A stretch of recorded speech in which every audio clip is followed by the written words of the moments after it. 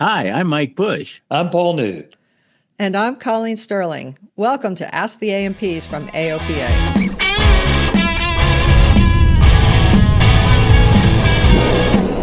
Ask the A&P is the show where we take your toughest maintenance questions and try our best to answer them, or at least to tenderize them, make them a little less tough. I don't know.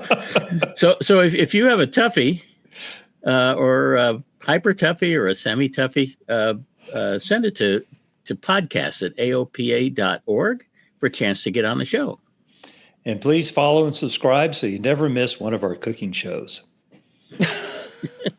I'm hungry. If you're going to tenderize it, Yeah.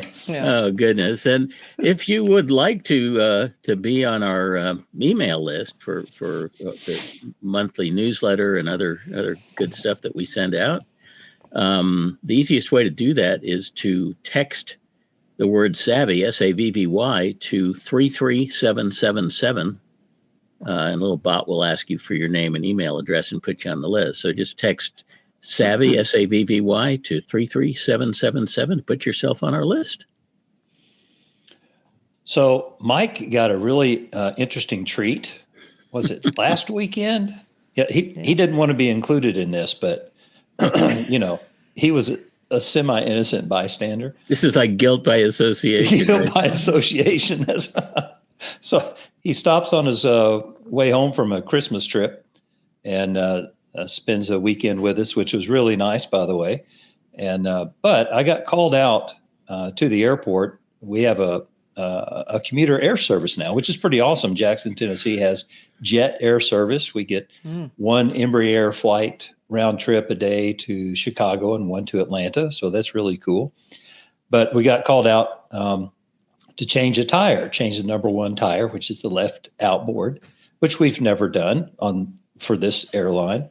Well, I get out there and we take off the cover and realize it takes a 3.5-inch diameter socket. Now, in general aviation, at least that's our best guess. That's our best metric guess. Size. We're not like really sure. Trip to Pep Boys is in. Well, we made the trip to Harbor Freight, and we made the phone calls to the others, and they're like, they sort of laughed a little bit, but that is as far as we got. So no such thing as a 3.5-inch socket. That's a big socket. It's huge, yeah.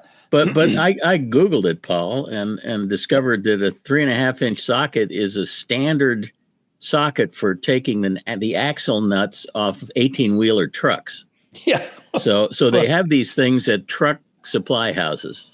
Cheap. Yeah. And I've got something about that big for used to remove my oil filters on my Volkswagen before I got rid of that. So, are you kidding? Who knew it's that? It's like a saucer shape. Yeah. So I'm telling you, auto parts stores. No? Well, they chuckled when we said 3.5-inch. Get them on Amazon for about $25. Well, we're still waiting for confirmation from the airline that is the exact size, because it was raining and thundering and all that. Of course, now that's the only time you get called out to do this sort of work out on the ramp, and it was cold.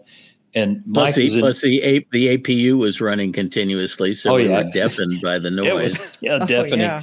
And Mike is dutifully observing all of this underneath the wing, because what else has he got to do on a Saturday afternoon? I was doing all the research. I was doing the stuff that Colleen usually does. That's right. Very helpful. No. And we found out that ChatGPT it can be corrected. It lied to us about the size of the socket. I actually got onto the ChatGPT app on my phone, and I said, "What size socket do you need to change the main gear tire on an Embraer 145?" And I did it sort of as a joke, and it came back and it said it's a 1.5-inch socket. Oh, so we went over to Paul's shop and we rummaged around some toolboxes, and we came up with a 1.5-inch socket. Well, it It wasn't a 1.5. Not Maybe even two close. of them. Two of them together would have worked. We could tack weld them together. So I subsequently got back on ChatGPT and I said, no, that's not right. Actually, you It's a said 3.5-inch socket. he said you're wrong. Yeah, and Very ChatGPT pointed came about back and said, "Thank you for correcting me." Oh, really? Yeah. And so I know that there's some listeners out there saying, well, why didn't you just look in the service manual? Because you should have known what it was. Well, we You didn't did. have access to the service manual until we got there. And once we got there and we had the service manual, it called for DCE 100 was the part number of the socket. And that never says what size it is. We Googled that and everything. So anyway, as it turns out, we ended up not replacing the tire. We had the wheel assembly, but we didn't have the right socket. We could get the socket off. I mean, get the nut off the axle. That was not a problem. And we could lift With a vice grip. with anything. I mean, I can take stuff apart. Let me tell you, Yeah, that's okay. easy. It's the putting together that becomes an issue. So anyway, we got to this point and said, okay, we can't do that. And the airline is telling me, well, you're allowed to have so much wear on the tire. And I said, fine. Well, send me the data, and I will sign it off if it meets the criteria. Describe the condition of this tire, because that was sort of amazing. Well, Sounds like the tire miraculously healed. no, underhandedness going on here. Okay. My certificate is worth a whole lot more than a tire or yeah. getting an And airplane out. passengers, Yeah. Don't ever, no, that doesn't happen. And the more someone pushes me to do something wrong, the more dug in I become. And then it just becomes a fun challenge because I get to win no matter how it works out. Anyway, so we get to the tire and it's a Maypop. I mean, it's just, you're looking at me, a Maypop. That means it may pop any minute. It had boy. 3 or 4 separate areas where a cord was actually showing. Yeah, It wasn't just that there was no tread left, but the cord was actually showing. Yeah, not much, but just a little bit. So the question was, well, can that happen? Is that allowable? And the maintenance people are saying, oh yeah, it's no big deal. That can happen, and we have it in the manual. So I said, well, send me the manual. And it took a long time to get the manual. I think they kind of knew about this, but never actually referenced it. Well, I'm that weird guy that I'm actually going to reference the paragraph in the service manual if I'm going to sign something off. So they finally sent it. And and this is where it became fun. This was like a 10-page thing, and it had one section if you had Michelin tires, another section if you had Goodyear tires, and finally, when you dug down to the sub paragraph that was applied, it said that you're allowed to have an area of cord showing if it's not more than 1 inch wide, or what was it, 1/8 the circumference of the tire. Yeah. Wow. It's like, what's the circumference of this wheel? Yeah. So Paul went out with his iPhone measuring app and tried to measure the diameter of the wheel, and then we multiplied it by pi to come up with the circumference. Is that a cumulative area, or? Well, so that's where it got interesting. I immediately went to cumulative, and Mike said, "No, wait, it doesn't say that. It doesn't actually say that, but it doesn't not say that." So I decided that it only made sense if it was cumulative.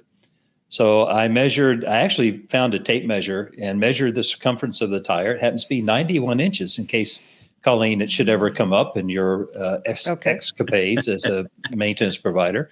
Okay. And so, an eighth of that is 12.5% of the 91. Well, our total thread exposure or cord exposure was like 5 inches. Cumulative. So, it's all good. That was piece of good. cake. Moot point. Yeah. Not The worried. 1 inch width, it was a little dicey because it was real close to 1 inch. But yeah. Well, and then you have to decide what is 1 inch wide. So when the thing is diagonally across. So one of the areas was circular, which was great. I could measure that in any direction, and it was right at 1 inch, but it did not exceed, so that was within tolerance. But the other two were diagonal marks. And so someone is going to tell me I'm wrong, but the airplane has since flown and everything's fine. So, and the tire's been changed, so it has a good result. It made it to Hartsfield. It made it. Yeah, made it where it had to go. And everything you told the captain to not land in a right crosswind, so he didn't touch down on that tire first. And don't use your left brake while you're taxiing. All those kind of things. Yeah. But it's all perfectly fine. There's nothing illegitimate about it at all. But or nefarious, however you want to put it. Anyway, I determined, because there was no guidance otherwise, that width meant 90 degrees to the tread. So when I measured these two diagonals, they were at 1 inch. Now, if I measured the length, so they were maybe a half inch to 3/4 of an inch in width, and maybe 1.5 inches or so longer, but the width from left to right, 90 degrees to the tread, was less than 1 inch. So since there was no guidance otherwise, there was no illustration to say what it was, I decided that this looked perfectly legit to me. So why was this tire shedding its coat in weird places like an animal? Well, was it flat spotted? No. This is just wear. So there's all sorts of criteria. Once because now that I have had access to that part of the manual, I started reading, and Embraer, and again, like Mike said, it depends on whether you have a Goodyear tire, a Michelin tire, or I forget what the third one was. But anyway, depending on which one you had, once you get to the bottom of the tread, you had so many landings. So that's your warning. Oh, you're at the bottom of the tread. Now you have X number of landings to get to a place where you change the tire. And the airline had dutifully, they had all that. Everything was fine. Okay. Yeah. So, and they knew, okay, when the airplane gets to Jackson, it really would be best to have a new tire. Well, when it gets to Jackson, for want of a socket, can't change the tire. So now it was an inspection to determine if it was legal to make one more trip to get it to Hartsfield, where they actually had they didn't have a tire. We had to load the wheel. So the airplane went with the wheel, and then maintenance there had the appropriate tools.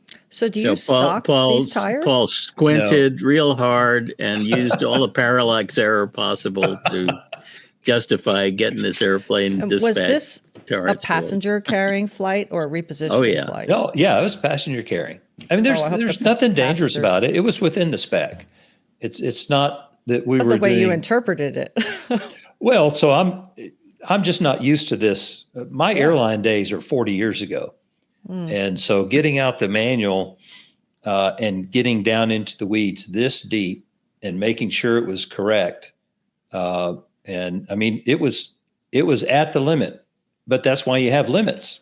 And if it's within the limit, it's good. Sort of like the seat latching AD on your Cardinal. Some people say, "Oh, it's really worn. It's a gray area." Yeah, there's no gray area. Yeah. It's the AD is very specific about the measurements. Where you measure, and if it's at the measurement, the FAA says it's good. You let it go. You don't proactively change the part. Now, this is a little different situation, but the mindset of determining whether it's good or bad is the same. But it was a lot of fun because Mike and I had to wear it out. and had Paul determined that this tire was not airworthy for one more flight and had said that he couldn't sign off the maintenance release, the airline was ready to dispatch another airplane to bring a maintenance crew with tools and all that stuff in order to rescue this poor Embraer. I forget what they were going to fly, but it was a Metroliner. They were going to fly a Metroliner in just with the mechanic to rescue the Embraer. So look at all that money you saved. Yeah, well, Yeah, you know, and they wouldn't have been real happy if they had to do that. Yeah. but they were prepared. I mean, matter of fact, one of their maintenance guys said, "Forget it, we're just going to send this." And the other maintenance guy's like, "Look, we have a solution. Let's use the solution. We have the evidence. Let's do it the right way instead of pulling the plug on a $10,000 tire change." So Cool. I thought it went well. There was a lot of exercise.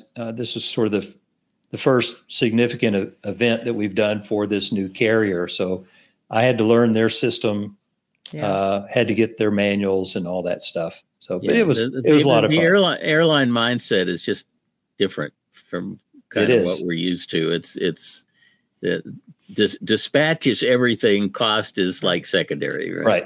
Right. Our first question is from David, who is worried about his relatively young engine and is it falling apart? Ow. Ouch. Okay, tell us all about it, David. Well, Happy New Year, guys, and thanks so much for having me on the call. I am a 4-year owner of a 1962 P model Bonanza, and has a factory remanufactured IO470M. Has about 630 hours on it. Now, being a good student of Mike's book, I did put the aircraft on oil analysis right from the very beginning. I change the oil myself about every 30 hours, and I conduct a thorough inspection of the oil filter every time, and the results have always been consistently good. Compressions and borescope analysis are fine. The bad news, though, is that I have always had elevated readings in aluminum, and I've been advised by the lab to look for crankcase fretting, piston pin scarring on the cylinder walls, and to watch out for high CHTs. And all these are good. But on a recent oil analysis, the lab said that all metals were reaching the highest on the page to date. Holy cow, what's going on? Is my engine about to come apart, and do I need to send it off for overhaul? No. No. Well, that's thankfully That's good news. So Yeah. just a real quick question. They were talking about fretting, and you said all those things were checked. I'm curious, what was done to check for fretting? My understanding of crankcase fretting is where the crankcase halves are joined together. And I think the only answer I got on that was to check for the presence of oil leakage along that joint, and it's bone dry. So did anyone check the torque of the through bolts? No. Okay. That's where, when someone talks about fretting, that's usually where I go first. That would be worth doing for peace of mind. But it's probably not the cause. I'm not really concerned about anything I see here. And oil analysis is a trend monitoring technology where you establish, sort of a baseline set of readings for the engine, and then you look for significant excursions from that baseline. And every engine is different. I fly a twin, and the oil reports on my two engines, even though they are of identical age and only a couple serial numbers apart, are significantly different. And back in 1990, I had them both overhauled at the same shop at the same time on two roll-around carts right next to one another. And when they all went back together, their oil analysis signatures were still dramatically different, and I just learned you don't worry about that if the readings that you're seeing are stable over a significant period of time, then you say, well, that's what's normal for this particular engine. I disagree, Mike. These readings aren't stable. He is showing a 2-year period.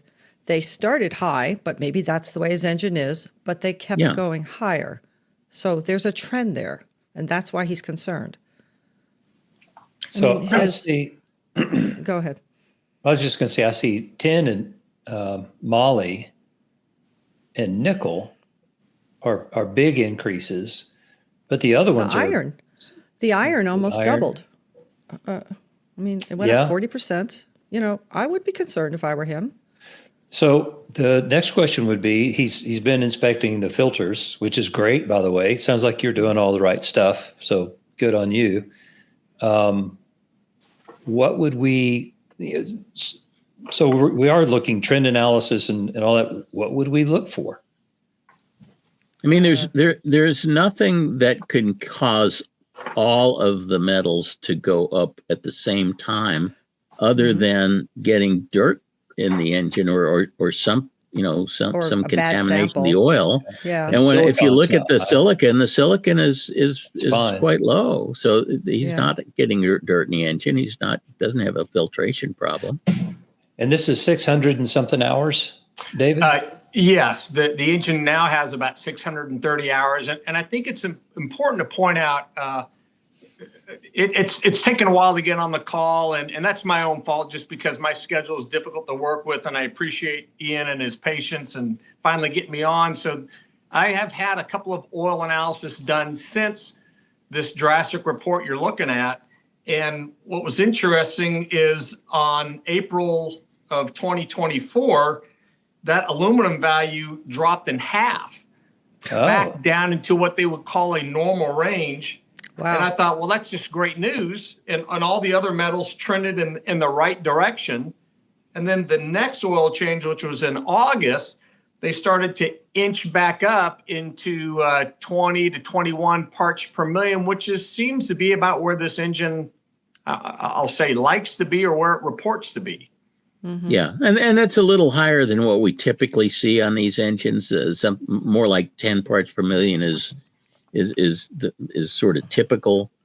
But if you're seeing 20 parts per million fairly consistently over a period of time, then I wouldn't be real concerned about it. So I'm wondering, iron, the typical iron readings on a big bore Continental normally are kind of 50-ish, and yours was edging up kind of like at 90 or something. 95. Yeah. Worst. It started to at the highest reading was 95, and iron is sort of weird, because frequently you'll see elevated iron just because you're not flying it very much. He's flying a lot. Corrosion. He's flying a good amount. I thought about that too, but I mean, he does his oil changes, it looks like every 30 hours, which is awesome. Mm-hmm. And he's putting 25 hours on the engine each time. It looked to me like you were probably using CamGuard. I am using CamGuard. Yeah, because the calcium was right. high. I mean, if he doesn't, you're saying things have self-corrected back to sort of the historic levels, is what I think what you're saying. We're not seeing that more recent report, but that's how you're describing it. Yes. Now, Colleen seems more concerned about it. So maybe my question for Colleen is, what would you do if this were your engine? I would be concerned, and I would have, the fact that you're doing borescopes and cutting open the filter is kind of covering yourself, because even though the metals are higher, the borescope really shows you where they might be coming from, at least if it's in the top end. Okay.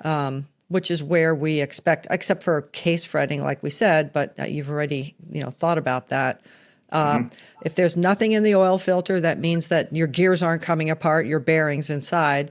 And if the borescope shows the cylinders to be good, then that clears the cylinders. So it almost makes me wonder if somehow your sampling technique is picking up, I don't know. Or if they switched your sample at the lab. Sometimes you wonder. Switch babies at the nursery. Do you take your own samples, or does the shop take them for you? No, I do my own samples. So and do you do it like a urine sample, where it's a clean catch in the middle, with you don't get the first and you don't get the last, right? The medical references never end. Well, thank you for that, Mike. And I do.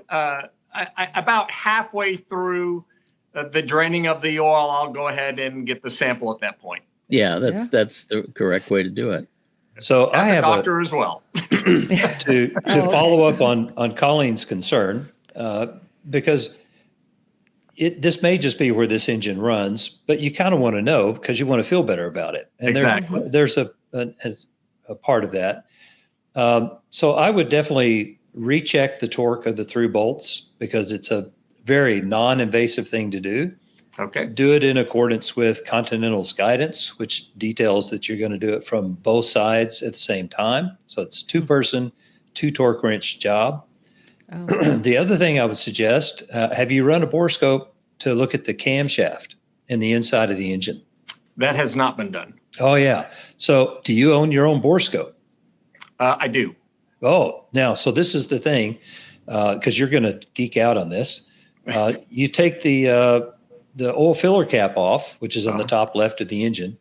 You're going to have to carefully rotate the propeller. This is a 470, isn't it? Yeah, it's a 470. Sandcast. Oh, how Yeah. nice. Okay, because the if it was a 520 per mold, you couldn't do this. But that's yeah. So now you'll always turn the propeller backwards. You do not want to turn it in its running direction ever, because you don't want to risk impulse coupling snaps or whatever. Anyway, rotate it backwards, run the borescope straight down, past the connecting rods and all that, and you will see the middle of the camshaft. You'll get to see 2 cam lobes, 1 intake and 1 exhaust, which gives you good access to 3 lifters. You can see the parting surfaces, not the surfaces, the edges of the mating surfaces of the crankcase.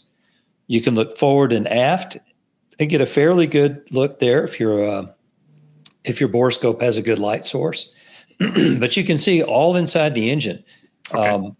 I'm not sure if any of these things would actually present much, but regardless, you could see the inside and have a feeling of this is what it looks like. There's not like spare parts laying around with part numbers on them and stuff like that, So that would those are the 2 things that I would probably do to help give you that warm, fuzzy feeling. And, increase your confidence in this engine. Yeah. And it just one. Oh, go ahead, Colleen. He has an oil pickup screen. If he's got where, let's say, the iron is from gears or something really bad inside, if it's not in the filter, perhaps it's in the sump or the pickup screen. Yeah, you can look at that too. So do you check your pickup screen at the oil change? I do not. That's hard to do on a I did not Continental. believe that the Continental had a pickup screen. I thought it was the Lycomings that had them. Well, it does. The Continental has a screen at the bottom of the pickup tube, but it's not removable for inspection. The only way to look at it is to insert a borescope through the oil filler port and hope you get lucky. Yeah, but that's a good point. Colleen has a real advantage there that she has an easily removable screen. But you can, once you drain the oil, you can put that borescope up inside and have a look at it. It's right there. So don't put the borescope in very far. Yeah. You won't see the whole thing, but you can see some of it and see if there's anything like stuck in the screen or whatever. Okay. And while you're in there, look around, see if there's any debris laying at the bottom of the sump. Okay, great. Yeah. I didn't know that I could look that far. So you said I'll be able to see 3 cam lobes. Is that right? 3 lifters. 2 cam lobes, because intake lobes are wide and they run 2 lifters, 1 for each side. Okay. But you can also see the ones forward and the ones aft. You just don't get to see them as close. You see them from a distance. Okay. Yeah. Well, that's great. I mean, if you had a morbid curiosity about your cam, you can also pull lifters and look at them that way. But that's more invasive. That's over the top. A lot more invasive. But one other comment, because you sort of ended your question of should I tear down this engine? No. I would not tear down an engine based on an oil report, no matter how bad the oil report was. No. You have to remember that what the oil report is showing you is microscopic metal that is so small that it makes it through the oil filter. So it has to be like below 50 microns in size. If something is seriously coming apart, you're going to have visible metal that's in your filter. The oil analysis can give you an early heads up. Mm-hmm. But to tear down an engine based on an oil report would be like performing prostate surgery based on a PSA reading. It's just not appropriate. Right. It's a trigger to look further. Yeah. Okay. Well, that's great news. Not yet. You don't know until you look. But it's great news that the numbers went back down. That's good to hear. That's definitely good news. Yeah. Okay. Well, terrific. Thank you very much for the information. And since engines don't generally heal themselves, not usually, the fact that the numbers went down sort of suggests that maybe there was some problem with the samples or something that it was anomalous. Would you, and I know that Mike has said this, but stay with the same lab. Sure. I did consider drawing 2 samples, send one to another lab just to compare. But a colleague of mine had done the same thing, and he said he got vastly different results between the 2 you will. You will. And as Yeah. Mike said, and as Colleen says, we're looking for trends. So if you start switching back and forth, you don't have any lost trend. Your trends. Yeah. Yeah, you lost your trends. Understand. So very cool. Great question. I think you're doing all the right stuff, David. Yep, definitely. All right. Thanks for the encouragement. We'll keep pressing on, and thanks a bunch. All right. Okay. Good to see you, David. Happy New Year. Yeah, you too. You too. Bye-bye. Bye. So our next question is from Maurice, who is looking for some fuel pump 101. This is great. Go ahead, Maurice. Yeah, thanks for having me. My question regards my Mooney, it's a 1980 M20J missile. So, of course, the original Lycoming was removed and replaced with a Continental 550 Alpha, naturally aspirated.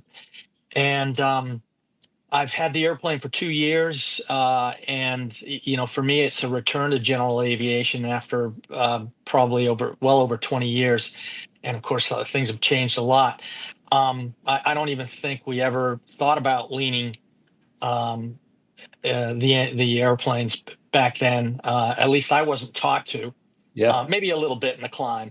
That's why the knob was red, because Right. the blood from people that touched it that shouldn't have. Yes, exactly. So anyway, I'm trying to learn as much as I can, and of course, this Continental has the automatic altitude compensating fuel pump, and although I don't know for sure if it's installed, I'm at this point presuming that it is, but in any event, I've wondered how that might affect the leaning process, and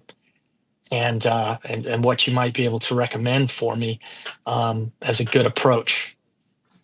Well, first of all, next time you're looking at your engine, look at the fuel pump, and if it has an aneroid dome on it, it's altitude compensating, and if it doesn't, it isn't. So it's pretty easy to tell whether you have the altitude compensating fuel pump. Okay, is the aneroid is that like when I hear aneroid,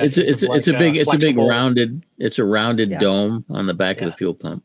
Okay, and it has a little adjusting screw in the middle of it. Okay. If you're not sure, your mechanic should be able to look at it and tell. Okay. Sure. But the idea of the altitude compensating fuel pump is that it basically automatically leans in the climb so that you don't have to do it manually. But once you get to cruise, that's where the magic can happen, right? Yeah. You can go. Yeah, you can still go lean a peak right there. And I was going to say, but it doesn't do that for you, right? Yeah. Right. I've wondered, should I look at it as like a rudimentary leaning system, and that has to be further fine-tuned by the pilot, like you said, once you get to cruise, or? Absolutely. Yeah. Well, but not during the climb. It does its job during the climb. When you're ready to lean for cruise, then it's just like any other engine. All right. I have noticed that I've read a couple of comments from folks that are dated 10, 15, 20 years ago, commenting that they didn't touch it in the climb, just waited till they were at cruise. Yeah. I've got one reference here, which I find a little bit confusing. It's from the engine operation manual for the 550. And of course, it shows a leaning schedule for this particular engine. And the assumptions are full throttle, full rich, at 2,700 RPMs, and of course it gives a pressure altitude all the way from sea level up to 14,000. And I wasn't sure. Of course, that part right there, full rich mixture. Do you think that is referencing takeoff, or why would they be? It just means the mixture knob is full forward. Okay. At sea level for takeoff. Well, but then it continues all the way up. Right. It shows it all the way up to 14,000. Because the compensating takes care of it. Got it. Okay. Yeah. So maybe that's not meant to be a reference for leaning at cruise. No. Oh, no, of course not. No. Okay. Yeah, because our numbers are very high. Yeah. And what you can do is in the climb, monitor your EGT and see what it's doing. So when you take off, sometime after you've got the gear up and things are settled, maybe 500 feet or so. And you'll probably want to reduce RPM in the climb. You probably don't want to climb at 2,700. I mean, you can. You can. It's like noisy and it uses a lot of gas. So at some point, once you've set up your climb, 2,700, 26, 25, whatever you choose, note your EGTs or pick one. You don't have to note all of them. And then see that it monitor it as you climb, and it should stay fairly steady on the way up, because that's your indicator of your fuel air ratio. And the compensating pump is supposed to keep that fairly consistent in the climb. Well, and you have a fuel flow gauge. You should see the fuel flow gradually go down as you climb, which would indicate that the system is working, doing this thing. The fuel flow drops with the manifold pressure. That's what you're hoping. Yeah, and I've of course, listening to y'all over the last couple of years, I've gleaned. You're the one. I'm sure I'm one of many, right? But honestly, I've gleaned the procedure of doing just that.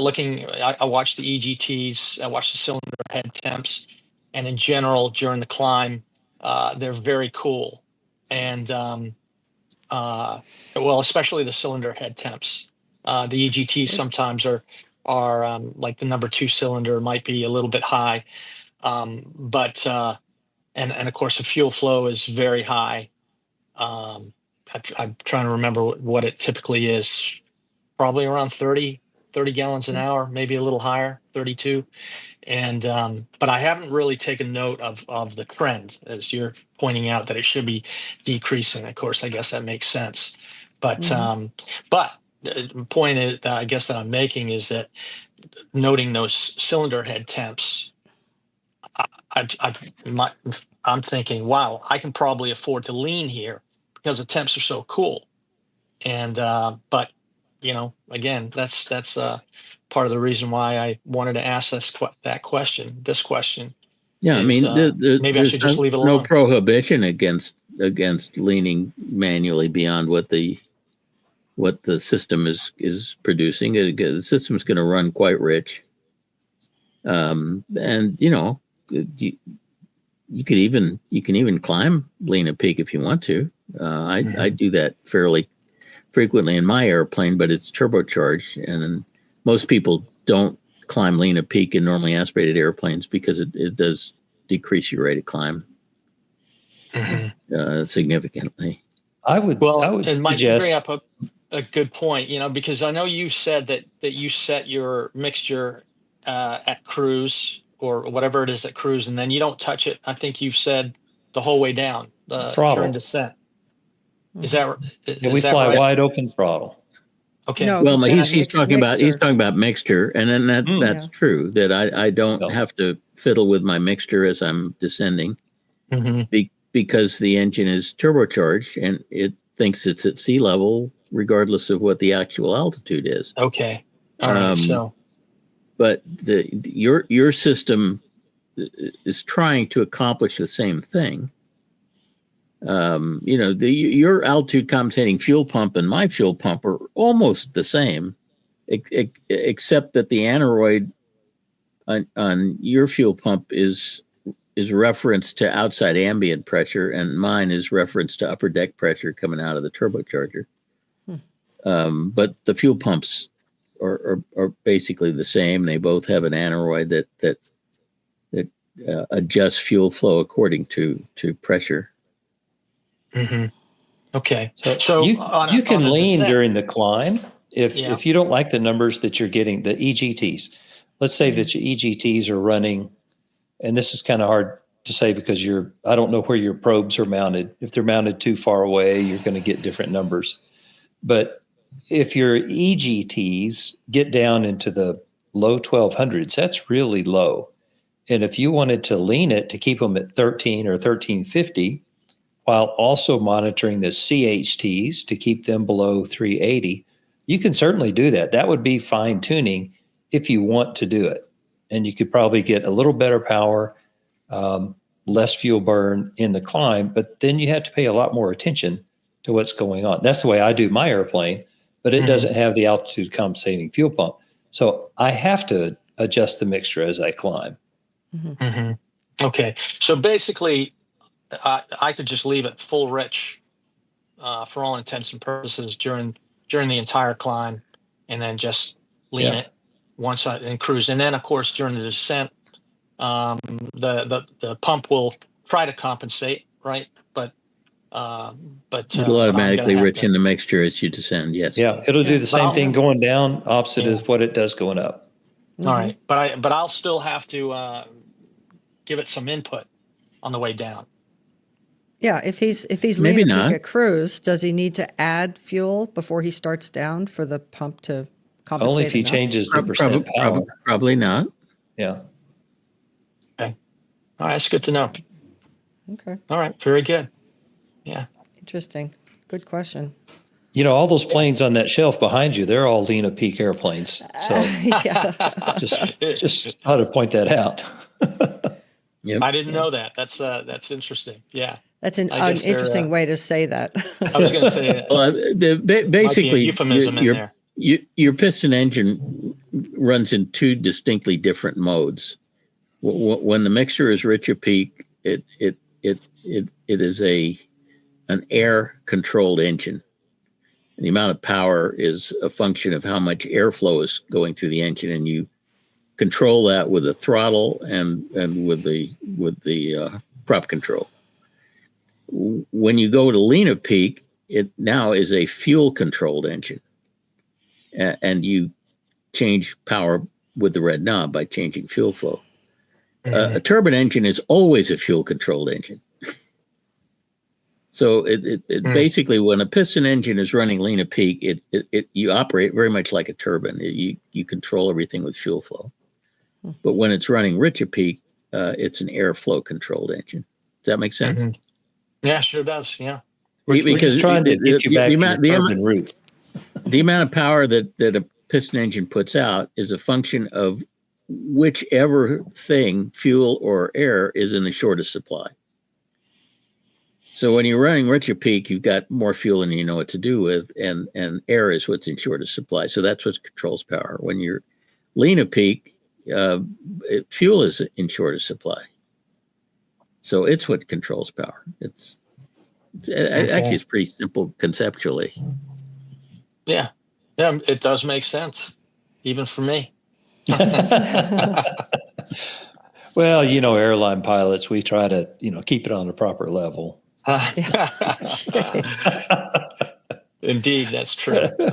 But very good. Yeah, I appreciate it very much. I think I've been lacking a little bit of confidence on my technique this whole time, mainly because of that fact of having that altitude compensating pump. But sounds like I'm not too far from where I need to be. So, tweak it if it feels good. Yeah. So that's very good. All right. Thank you very much. Yeah. Thanks for the call, Maurice. Hey, thank you. Fun. And I always enjoy listening to y'all. Yeah. Thanks. We appreciate that. Our next question is from Jared, who is ready to get out that valve grinding compound. I love it. Go ahead, Jared. Go for it. Hi, everyone. Good to meet you, and thanks for taking my question. So my question more has to do with for myself, and I think the industry-wide, as we do more valve lapping to try to save these cylinders and reduce our maintenance costs and hopefully improve our reliability. And with the idea of not overdoing our maintenance to induce failures, is man, you're pushing all the right buttons. Yeah. You rehearsed this, didn't you? so for my case, I got a used engine, a mid-time engine I was installing. So take a look at that, and I see that I have one exhaust valve that's definitely in need of grinding, lapping, and a second one also that I had to lap. So that's 2 out of the 6 I was already lapping. And would it be a good time, so if I'm already in there lapping and have the tools out in the process, to just lap everything, like all the valves, or what kind of maintenance-induced failures are we seeing with valve lapping? I guess is what I'm saying. What are the threats that you guys have seen? Are you doing this yourself? Yes. Oh, I am an A&P. absolutely, you should do it. And what kind of engine? This is it's a 520, Continental 520. Ah, Yeah. okay. Yeah, Well, I would do all you know, 6. valve lapping is really very minimally invasive. It's hard to imagine how somebody could screw it up. Oh. I shouldn't have said that, right? But you know, it's certainly. I mean, I don't think I would just lap a valve on general principles, but you know, if you saw a significant buildup of deposits on the valve seat or something, and it looked a little ugly to you, I wouldn't hesitate to do it, even if the valve isn't showing asymmetrical heat signatures or something bad. I think since you're an A&P and you're doing it yourself, I would not recommend it to an owner if the owner was paying me as a mechanic to do it. Yeah. But since you're doing it, gee, it's just kind of cool to do, you know? So yeah. Also, it's an opportunity to change all the rotocoils, which is probably not a bad idea on a mid-time Continental. Yeah. And so you talk about the possible myths involved. At our shop, there's a couple of inspections that go along, and myself or Blake do all the inspecting. And we're not actually turning the wrench. So the things that we look for in particular are, you know, cleaning off as much of the compound as possible. So we look inside with a borescope and make sure that the valve and the seat have been as much of the grit is removed as can be. We want to take a look at the valve keeper when the new rotocoil goes on to be sure that it's properly in place and that it is in place. That's important too. And then you've got the bolts to hold the rocker cover holds in place, that they're torqued. So we double check the torque, and then we witness the locking tabs being bent. So you said the rocker cover, but you meant the rocker shaft. The rocker shaft. Sorry, rocker shaft. Absolutely. So have someone there. Don't trust yourself to inspect your own work. It doesn't work. You think it will, but it isn't, and it doesn't. Just don't do that. And then be sure that the mating surface for the rocker cover gasket is perfectly clean on both surfaces. You do that, and it's good. Excellent. Okay, so you guys are saying from your side of the data and the amount of aircraft you've seen that you have not seen failures being introduced by people lapping valves. I don't know of any. Yeah. That's great. We don't really track that, though. It's yeah, just but if we people would hear mention about to it. us. Yeah, we might hear about it. Yeah. Yeah, we've not heard about it. We've not had any problem at our shop, but we're paranoid, so we. Paul, I have 2 questions for you. One is, have you adopted the lapping technique where you don't drop the exhaust? Oh, I've never dropped the exhaust. Okay. Yeah. And the second question is, that wasn't an adoption. That was like I am not risking taking the exhaust down. There's no way. Yeah, well, especially on turbo, you know. Oh yeah, yeah. The second question is, you don't ever lap intake valves, right? Only exhaust valve. No. Yeah. Well, the intake valves don't get the lead deposits. Right. It's only on the exhaust. They run cool. Yeah. I don't think I've ever seen a burned intake valve, or definitely. they live a pretty easy life. You know, I have seen I've had two on airplanes that I managed or supplied QA support for, where the mechanic posted a picture of a burned intake valve. And I looked at it, and it did have some odd coloring on it, but I can't imagine how it could ever burn. Yeah. But that's what was being suggested. It's really rare. Yeah. Yeah, cold air and fuel. I watch all the valves that come through Savvy that have patterns that show burning or people reporting them. And once in a while, somebody says they've got a burned intake valve, and we're very skeptical, and it's very, very rare. And the mechanism isn't there, like Paul said. Yeah. So since you're doing it, man, you got to geek out and do all six. Yes, I've really enjoyed this, learning it and posting the borescope images to the Savvy site and just tracking this on my own engine. It's been a wealth of knowledge and learning and trying to pass it on to others. So thank you. Yeah, great. Terrific. But if you're going to work for a customer, don't recommend that. Yeah, because it's a lot of expense. Yeah. Yeah, it's a lot of expense. And on the other four, if it's in a shop, the other four, you're running the risk of a MIF for no benefit. And it doesn't save any time to do all six versus doing two. It's not like you've removed baffling or something like that. Right. So. Yeah. So it's not a time saver to do six versus two. Like we'll sometimes talk, you got 4 or 5 bad cylinders, then, well, maybe you do 6 because you've got so much taken apart. But in this case, no, not so. Great. Paul, are you assuming that our podcast listeners know what a MIF is? Well, Jared, he defined it. Yeah, Jared defined it early on. So maintenance-induced failure, and it doesn't always mean that it's the mechanic's fault. Mechanic may have done it, but that doesn't mean it's always the mechanic's fault. Like on Cessnas with the cloth headliners with the zippers. No. I let the owners unzip and zip those, because when that cloth tears, it comes apart. I did it, but it's it's not my fault. It's 40 years old.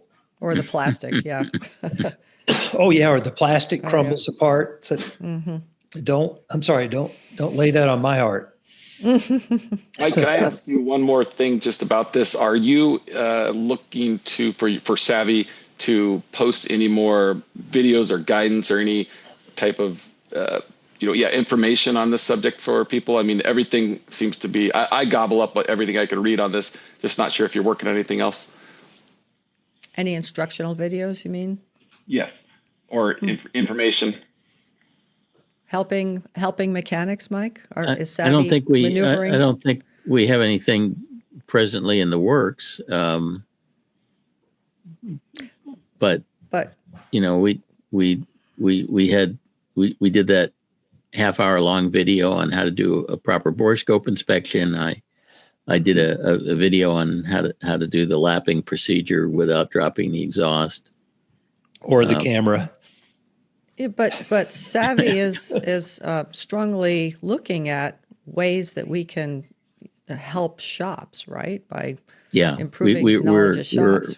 We're actually actively working on developing a new service that because presently our services are aimed towards aircraft owners, but we are planning to unveil a new service within the next few months where we provide consulting assistance directly to shops and mechanics. We're trying to improve our reputation. Some people think we have a reputation for knocking mechanics, and we don't want to be, perceived as that. We want to help GA owners and we only knock terrible mechanics. Which there aren't very many, No. Oh, I don't know. I get to see the worst of the worst. Well, they're the ones that always bubble to the top, but all the good ones are, they're quietly doing their stuff. They're booked up. That's the problem. They are booked up. Yeah. Yeah. But there's no videos planned right now, Jared. If you have any suggestions, you're welcome to write us, and we would consider it, because the ones that we have done have gotten a lot of viewing and reactions. So. Yeah, just excellent information, and it's been so fun to talk with in my community of aviation enthusiasts and mechanics are just, like, hey, share the word, and we're all saving money and learning new processes here. So it's been great stuff. Right. Thank you. Cool. I know we spend a lot of time talking about saving money, but the truth is, when done properly, it's higher dispatch reliability, safer and more reliable flying. Safety. Yeah. To me, the saving the money is a byproduct. It's not the goal. But either way you go at it, you get to the same point. Yeah. That's true. Yeah. So that engine, I had that airplane flying in June. It was a project I put together and flew it all summer in Alaska in the backcountry and 100 hours and 100% dispatch reliability. So awesome. There you go. That's terrific. Yep. Wow. What an experience. I'm jealous. Yeah. A lot of fun. That's great. Well, thanks for calling, Jared. It was a great question. Yeah. Thank you so much. Okay. Take care. See ya. Okay, so we got a great letter that I'm excited to read you guys. It's a good attaboy. So here we go. This is about a recent episode where this one goes back a little while. This is the starter adapter. He said, Mike, Paul, and Colleen, back this past spring, I noticed that during the first start of my day, my 2014 CRSSR 22 would pull 2 or 3 blades through and then hesitate. I thought it might be the starter getting tired, but it was only happening on the first start of the day. Not long after I noticed this, I was listening to your podcast episode where the caller remarked about a very similar issue and had thrown starters and all sorts of parts trying to solve it, but nothing worked. Both Mike and Paul said that the answer was obvious, that the starter adapter was slowly failing. Mike went on to describe how it works. I went home, did a little bit of research, and concluded that this must be what was happening with my airplane. As the summer weeks went by, I noticed that the hesitation was becoming a full-blown pushback and decided it was time to act. I discussed this with my mechanic, who was hesitant to go with my conclusion and wanted to start with replacing the starter. I told him that while I was happy to admit if I was wrong, if that's all it was, order the starter adapter, and so we can have one on hand. It took 6 weeks to get the new part, but once it arrived, he replaced it. Then he called me to say it was indeed the starter adapter. Excellent. There you go. So hopefully he didn't actually buy a new starter adapter. I'm hoping that he got an overhaul exchange. It's about 3 times the price for a new one. Wow. 6 weeks? What do you think? Would you get? Yeah, I mean, it could be. Could be. It could be. So an exchange overhaul runs around $3,000. A new one runs around $9,000. Oh my God. What are these things made out of? Really? Well, they're made out of that shaft gear continental allium or something like that. That's crazy. Unaffordium. Unaffordium. That's right. Continental unaffordium. It's a special alloy. So this is interesting because he actually wraps in the end of this letter. He wraps in a second call. He says, one last twist to the story. During one of your episodes from just a couple weeks ago, Mike made a passing reference to a study about TANF heaters being left on all the time, which is a question we do get fairly often. Can you leave them on all the time? And that the moisture being liberated from the crankcase would condense on non-heated parts, in particular the starter adapter, causing corrosion and ultimate failure. Prior to this problem with my airplane, I had been leaving on my heater throughout the winter months. Now I know, and I'm appreciative of your show. So basically, does he say anything about looking at because if it's rusted, you see it. You take it off, everything's exposed. You can see the he doesn't see it elements. specifically, but I think that's the implication is that sure. So he learned not only how to fix it, but why it happened in the first place. Why it broke. Yeah, very good. Interesting. Yeah, so it's great. Yeah, because that starter adapter, the spring, I mean, that's all way back on the back of the engine. It stays pretty cool. Yeah. It's far away from the things that are being heated. So it condenses, Yeah. And the water condenses. And the shaft gear, I think itself is vulnerable to getting rusty. Yeah. Very cool. And that's, by the way, that was Tom from New Jersey. So thanks, Tom. Appreciate it. 1 in a row. Our next question is from Chris, now an A&P, and we were just re-informed, is a repeat offender. And he's got some cylinders that won't play nice. What's going on, Chris? Hi, thank you for having me on again. I am grateful to be here. I was back on from 2022, and I'd asked a question about whether to do an overhaul or a factory remand, and I finally had to do the overhaul on my 0540 and my Piper Cherokee 6 this past summer. Huh? And I have, I guess now I have about 21 hours on the engine since overhaul, and I've been running the engine on hard, I guess, right? And I know, Mike, you have a lot of presentations for EAA and AOPA for various folks. Push that engine hard for break-in and stuff. And so, for what I've understood that to mean is 75% power at cruise, and using 100 weight straight weight mineral oil, no additives or anything like that, and mixture rich, basically to keep the cylinders cool.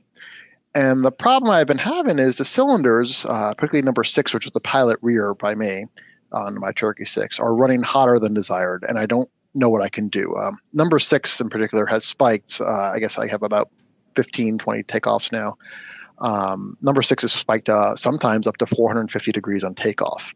Now it cools below 420, as you pull power back and as you get, reduce temps and stuff like that, or power and stuff like that. And I've talked with the mechanic, who's a savvy account manager as well, and the mechanic who did the overhaul. And his thought is, it's like, Chris, at the end of the day, 1970s era Pipers don't have great cooling, and baffling can be problematic. But the baffling, as far as I can tell, is good. I've actually replaced the baffling. I've fiddled with the baffle seals quite a bit. I've added a little bit of RTV under the very top of the seals, and put my camera borescope in and flashlights to see if there's any leaking air and stuff like that. And that's helped a little bit. I've been able to minimize the temperatures, but right now the winter time, so it's cooler OATs are helping. But the bottom line is I still get a high CHT, particularly for number 6 on takeoff. This is a Lycoming, so 6 is the rear cylinder. Yeah. Right. And I took the liberty of taking your N number and looking up your flight data on the Savvy platform. And I went back a year to presumably your previous engine. And number 6 was an outlier in CHT. It was way higher than the others. So I think you have a systemic cooling system problem with number 6. And because it's the rear cylinder, the obvious question is there something that's stealing air away from number 6, like a carburetor heat duct or oil cooler, oil cooler. Yeah, and any of that stuff. But something has been, depriving number 6 of adequate cooling air, even going back as far as a year. You can also see that 6 starts to come down, but it's not due to changes in RPM or fuel flow. It looks like it's changes in attitude, which furthers the theory of airflow is being the culprit there. Yeah, you mean like deck angle of the airplane? Yeah. So, and I would want to take a real good look at what's on the rear baffle behind the can you engine. Block an oil cooler? There's some big holes that are stealing air. So the oil cooler on the Cherokee 6 is actually a number 5 cylinder, so there's nothing there. It's just it has the little exhaust for the mag cooler. A little tiny, so yeah. You have it's Lycoming, so the mags are on the aft side. Right. Yeah. Right. The other thing I wanted to point out, and you can see it in this data, number 6 always seems to run lean. And so being a good operator, I lean that engine as soon as I start it. And it runs very lean until I pull full rich for mixture for takeoff. And so number 6 cylinder also heats up quicker than anything on the ground. So it's just basically, as you're taxiing, you have no airflow. And so it makes me want to think an induction leak, because your manifold pressure is very low, which means you have a high differential. So you're nodding your head. Did you already dive into this? So yes and no. So being a good savvy and a data guy, I actually have 14 years of engine monitor data. And number 6 has always been lean. And it's been lean prior to the overhaul and after the overhaul. So the engine obviously just been overhauled, and we looked for the induction leaks. In fact, we found an induction leak on this overhauled engine on number 5, but not number 6. Have you done an in-flight induction leak test? I have not done an in-flight induction leak test. You should, just because, well, first off, it's fun to do. But, I'm all that. If it's fun to do, you should go do it. but I just have, so you overhaul the engine, but some things stay the same. You replace all the soft parts, but the hard parts are the same. There could be some problem, and I know this is a stretch, but the data really seems to look like that cylinder is running lean at idle, and the big difference at idle is the difference in air pressure. So I would do an in-flight lean test, and you may find that there's some little something in the hard parts that's letting some air into that cylinder. Okay, I can certainly try doing that. I mean, the only other difference I know for on this particular aircraft is cylinders 1 through 5 all have plumbing lines into the primer ports, and number 6 has the manifold pressure takeoff. And I don't think it's the case, but I speculate that maybe little drips of fuel are getting through the primer and into 1 through 5. No, hang on. So back that up. So the port, which is sort of like an injector port, that's where you're tapping off for manifold pressure? That's correct.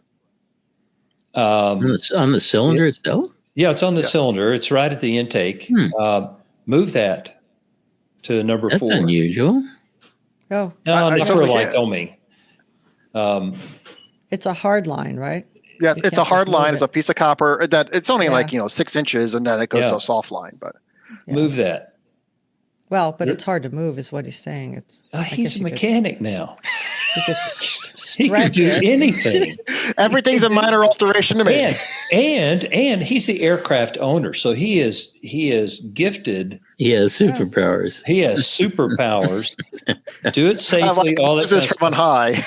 Yeah, don't tell anybody you're doing it, but I would definitely move this maybe to cylinder number 4 if you can, and extend that and plug or do whatever to that port. I think that's your problem. I think you got some air coming in, and that cylinder's running lean. So does that mean the manifold pressure line has a leak in it, and then the manifold pressure is reading incorrect as well? Yeah, I mean it could be, or I'm just saying that's a difference between the other ones. That's the only difference between all the other ones. Yeah. Well, we got to move it because this is a test point. We've got to find out, and I suspect you're going to have a significant change. Or just put a pipe plug in there and go fly. You don't need a manifold pressure gauge because you don't need no stinking manifold pressure. You go full throttle on takeoff, and then you pull it back when you land. That's all you need to know about manifold pressure. At full throttle, he's only getting 28.7 inches. He's not even getting ambient. Well, it depends on. I don't know what his altitude is. Yeah, that's all you could really expect. At Manassas, he's at sea level. You never get 30 inches of manifold pressure because there's always pressure losses through the induction air filter and everything. There's always a couple inches loss between outside ambient and full throttle manifold pressure. And I'm also a rare person, I guess. I have both an EI and a JPI engine monitor. So I have Paul, I have quite the avionics suite. I love it. Okay. And it's nice to have competing. Where do you put all the sensors? It's a Cherokee 6. It's got everything. It's got a huge, I have an avionics bay, with a. No. I'm saying the sensors. I mean, like you have two EGT probes and 2 CHT probes on each cylinder, or?